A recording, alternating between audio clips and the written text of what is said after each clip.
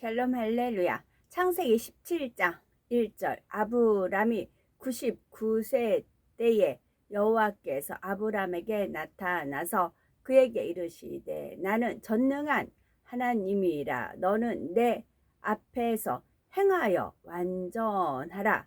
내가 내 언약을 나와 너 사이에 두어 너를 크게 번성하게 하리라 하시니. 여기서 17이라는 숫자도 들어갔지만 99세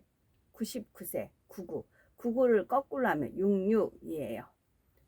그래서 하나님 말씀에 온전히 이제 순종을 해서 그러니까 아브라함은 이삭을 드림으로써 그 믿음을 의로 여기셨지요. 저는 정을 십자가에 못 박는 그것이 마지막 코스라고 했습니다. 그랬을 때 하나님께서 임재를 하셨죠. 그것도 역시 99년도 99세, 저는 99년 17장, 또 99를 거꾸로 하면 66, 그렇게 연결이 되겠지요. 하나님께서는 드디어 아브라함의 이름을 아브라함으로 바꿔주시는 내용이 나옵니다. 마침내 열국의 아비로 세움을 받은 것이지요. 그런데 이 축복의 순간을 위해 하나님께서는 다시 한번 아브라함에게 친히 나타나 주십니다. 하나님께서는 전에 아브라함에게 주셨던 언약의 말씀을 이루어 주시려고 아브라함으로 하여금 준비 있게 하기 위해 또한 그 86은 이스마엘을 태어나게 했을 때가 아브라함이 86세, 1086년에 이제 혼인을 통해서 이제 역사가 일어나는 그런 것이 있었고요. 아브람으로 하여금 준비케 하기 위해 이처럼 그의 앞에 나타나 만나 주신 것이죠. 이 사건은 인간 경작의 역사에 있어서도 매우 중요한 순간이기 때문에 하나님께서는 사자를 대신 보내시거나 음성만으로 역사하신 것이 아니라 아브람 앞에 친히 나타나 주셨던 것입니다. 그런데 이때 하나님께서 아브람을 만나러 오신 것이 환상이나 이상 중에 보는 것과는 달랐지요. 환상이나 이상 중에 하나님을 뵙는 것은 이 육의 공간 안에 영의 공간의 문이 열리면서 그 안에 있는 영의 세계를 보는 것이지만, 오늘 본문에 하나님께서 아브람에게 나타나신 것은 육의 공간 안에 영의 공간이 형성되면서 연결 통로와 같은 것을 타고 내려오시는 것입니다. 하지만 아버지 하나님께서 친히 강림하셨다 하여 하늘에 계신 본체가 직접 오시는 것은 아니지요. 아무리 육의 공간에 영의 공간을 형성하면서 연결 통로와 같이 이렇게 펼쳐진다 해도 모르는 분들은 당연히 모릅니다. 마치 그 히브리어 써 있고 영어가 막 이렇게 써 있어도 저 글자인가 보다 하지만 그게 뭔 뜻인지는 모르잖아요. 이제 안 배웠을 경우, 저 같은 경우는 그렇지요. 마찬가지로 하늘에 이제 기사가 넓게 이제 펼쳐졌어요. 그래도 그냥 다른 사람들은 모른다고요. 구름이 늘 있는 구름이고 그런가 보다. 한 명도 고개 들어서 머리를 들어서 하늘 쳐다보는 사람 없어요. 저가 이제 찍는 거 그렇게 되는 거지요. 그리고 이제 제가 이제 이렇게 설명을 해주면 더 이제 이해가 되죠. 그래서 그냥 통과만 하려고 하다가 한 번씩 이렇게 이제 어제 같은 경우는 그러니까 그러면서 사방에서 바람을 잡는다 그 표현이 나와요. 사방에서 바람을 잡는, 마지막 때 그 환란 때는 바람이 통하지 않아요. 그것이 있거든요. 그런 말씀이 이제 떠올려지더라고요. 이게 해가 있고 구름이 이쪽에서 오고 이쪽 쏘고 그 위에 구름은 이쪽 쓰면 엇갈려 가요. 그것도 해 위에 구름은 앞으로 와요. 이런 식으로 지그재그로 어제 막 움직이더라고요. 계속 그렇게 됐어요. 어떤 이제 뜻하신 바가 있으신 것 같아요. 그거를 보여주시는 겁니다. 이런 일 하고 있다, 일어나고 있다, 이렇게 알려주신 거였더라고요. 쉽게 말해 본체로 오신 것인데, 물론 본체 즉 하나님의 근본 자체를 뵙는 것과 영의 분리를 통해 오시는 분체를 뵙는 것과는 커다란 차이점이 있습니다. 그러나 이렇게 분체로 오신다 해서 하늘에 계신 본체와 모습이 다른 것이 아니며 뵙는 편에서 분체라 느끼는 것도 아니지요. 시공을 초월하시는 하나님께서는 그 본체는 하늘에 계시면서도 동시에 분체를 통해 동일한 모습과 느낌으로 이 첫째 하늘에 내려오셨던 것입니다. 하나님께서는 분체를 얼마든지 분리하실 수가 있어요. 그래서 이스라엘의 그 통곡의 벽에도 계세요. 그래서 저는 이제 은혜 가운데 기도하다 보면 통곡의 벽이 이렇게 떠올리며 거기서 만났던 하나님이 지금도 만나시거든요. 하지만 아무리 본체와 같은 모습과 느낌이라 해도 4차원의 공간에 계신 하나님께서 1차원의 제약된 공간으로 내려오신 것을 뵙는 것과 장차 우리가 천국에 가서 뵙는 것과는 그 의미가 전혀 다르다는 사실입니다. 예를 들어서 우리가 왕을 만난다고 할 때 그 왕이 우리의 집에 찾아와서 만나는 것과 우리가 왕궁으로 찾아가서 만나는 것과는 여러 가지가 다르겠지요. 또한 고화질의 선명한 텔레비전이라 할지라도 실물을 보는 것과는 차이가 나는 것처럼 하나님을 분체로 뵙는 것 역시 본체의 모습이나 느낌, 위엄과 권세 등은 동일하다 해도 장차 실물인 본체를 배울 때 느낄 감동과 환희, 충만함과는 차원이 다릅니다. 지금 우리는 서서히 여유 있게 투영, 동승, 신압으로 총총히 그 단계를 가는 겁니다. 그거 제가 지어낸 거 아니에요. 하나님께서 나열해서 서서히 하나씩 알려주신 것입니다. 말씀대로 이루어지시거든요. 항상 그랬어요.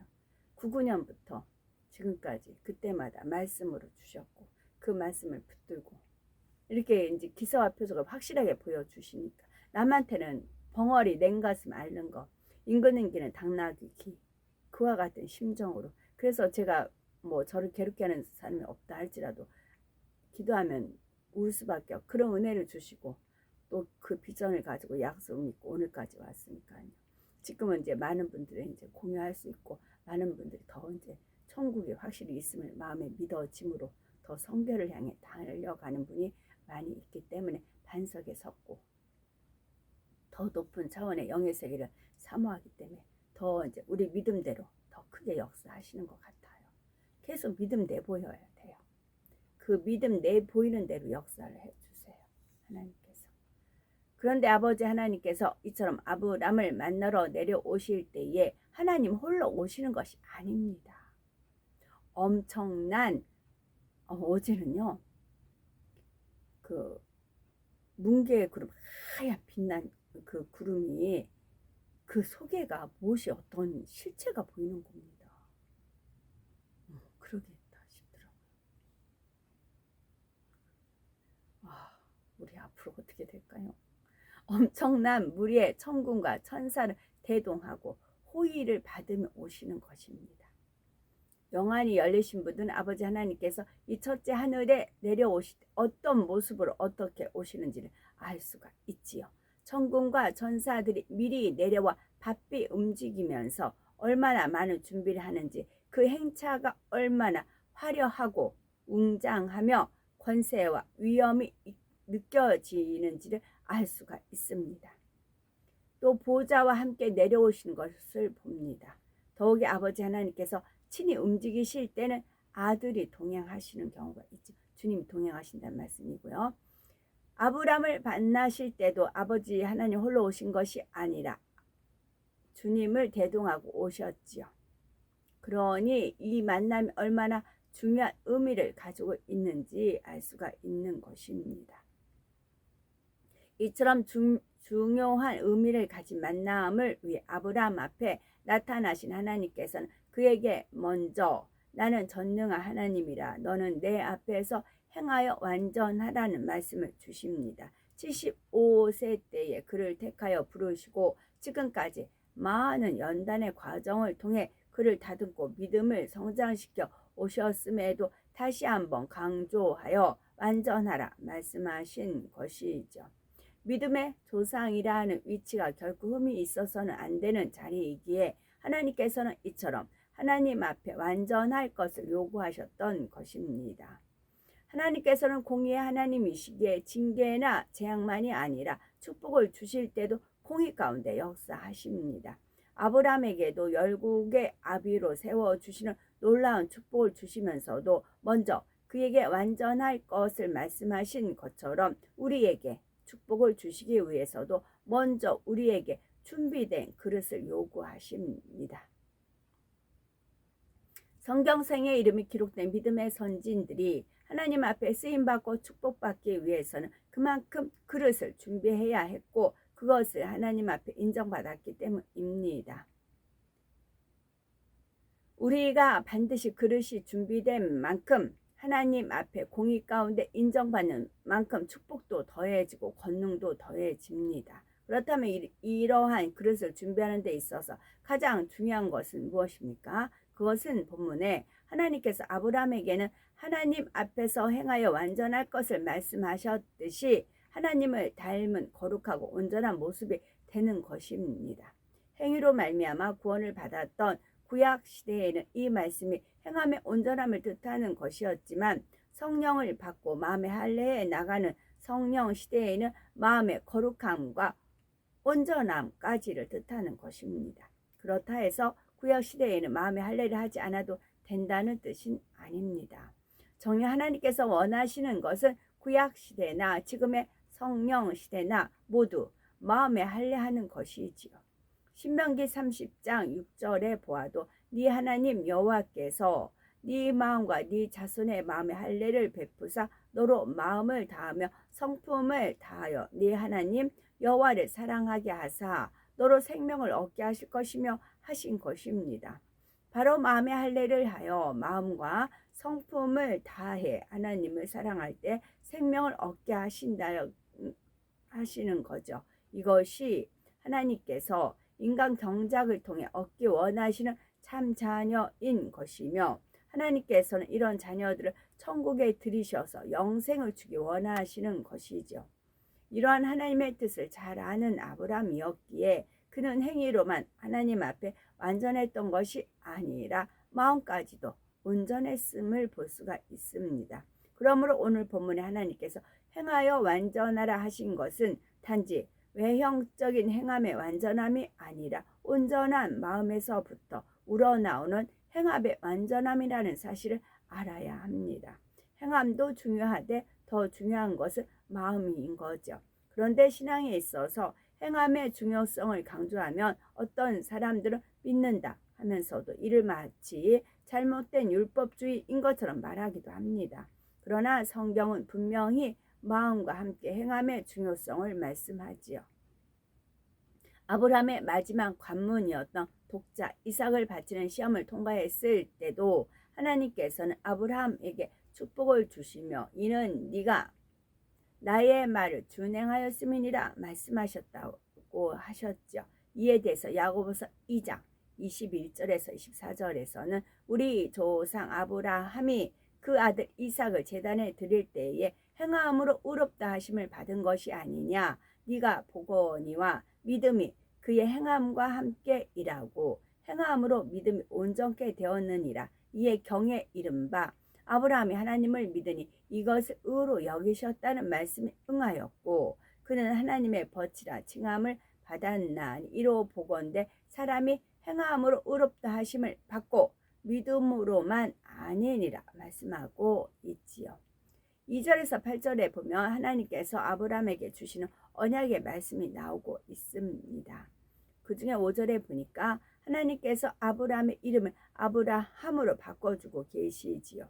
아브라함이라는 이름의 뜻은 많은 무리의 아비라는 뜻으로 본문에서는 열국의 아비라 표현하고 있습니다. 믿음의 조상인 아브라함을 통해 장차 얼마나 많은 믿음의 후손들이 나오게 될 것을 말씀하고 있는 것이죠. 그러면서 7절에 내가 내 언약을 나와 너와 네 대대 후손의 사이에 세워서 영원한 언약을 삼고 너와 네 후손의 하나님이 되리라 하십니다. 오늘 아브라함을 통해 세우신 언약으로 말미암아 장차 마지막 때까지의 모든 역사의 흐름 속에서 하나님께서 모든 것을 주관하시며 이끌어 가시겠다는 의미가 담겨 있지요. 우리도 이미 아시는 바와 같이 이스라엘로 복음이 회개되면서 인간 경작의 역사가 마무리되는 순간까지 하나님께서는 아브라함과의 약속으로 인해 끝까지 이스라엘 민족을 버리지 않으시고 그들의 하나님이 되어주시는 것입니다. 그런데 하나님께서는 이러한 언약을 주시며 사람 편에서도 이 언약을 확증하는 증표로서 할례할 것을 말씀하셨죠. 9절에서 10절에 하나님이 또 아브라함에게 이르시되 그런즉 너는 내 언약을 지키고 네 후손도 대대로 지키라. 너희 중 남자는 다 할례를 받으라. 이것이 나와 너희와 너희 후손 사이에 지킬 내 언약이리나 말씀하셨죠.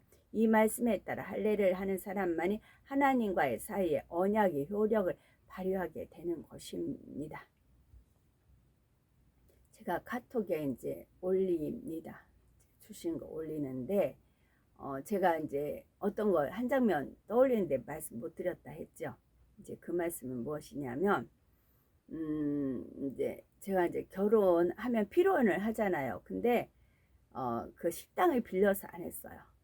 시댁 큰 집서 했어요. 큰 집에서 거기서 이제 아예 그 큰 집에서 이제 그 피로연을 했어요. 4시 끝나면 가잖아요. 이제 근데 제 친구들이 엄청 많이 왔어요. 많이 왔어요. 전주인데 이제 많이 왔어요. 그래가지고 이제 한 상을 차려주는 거지. 근데 보통 한 상을 먹고 그 다음 상을 하면 거기서 이제 음식을 바꾸고 좀 그러는가 봐요. 그런데 제 친구들이 왔을 때는 이렇게 순서대로 있어가지고 일부러 그런 건 아닌데 그때 이제 지금 생각하면 하나님이 인도하셨죠. 완전 새로 상을 차린 거예요. 처음부터 끝까지 새로 상. 근데 워낙 그 큰 집 그 분께서 음식 솜씨가 좋으셔서 불려 다니셨대요. 그 정도로 되고 좀 세도가였어요. 그쪽에서는 좀 이름 하면 알려주는 좀 세도가였어요. 그래가지고 친구들이 있는데 상을 걸지게 차린 겁니다. 막 갈비에다가 뭐에다가 그래가지고 그거 그리고 나서도 이제 어쩌다 친구들을 계속 만난 적이 있었거든요. 그러면 그때 그 얘기를 해요. 나 그때 너 결혼식 때 얼마나 맛있게 먹었는 줄 아니. 뭣도 맛있었고 그래서 저는 무엇을 보지를 안 했죠. 저는 신부니까 당연히 신부니까 안 봤죠. 그랬더니 그냥 애들 보는 그런 이제 친구들 보는 그런 게 좋았죠. 그랬더니 야 뭣도 맛있었고요. 그렇게 맛있는 거 처음 먹어봤다. 이구동성으로 하는 얘기였어요. 지금도 안 잊어버린다 하는 애들이 있었어요. 그 상을 받았을 때 그것을 이제 항상 떠올려 주시거든요. 그와 같이 하늘에 펼쳐지는 거 있지요. 뭐 계속 아마 어떻게 역사하실지 모르겠어요. 그걸 우리가 마음에 담는 겁니다. 마음에 담으면 이게 이제 그것이 마음에 담아서 잊혀지지 않는 거죠.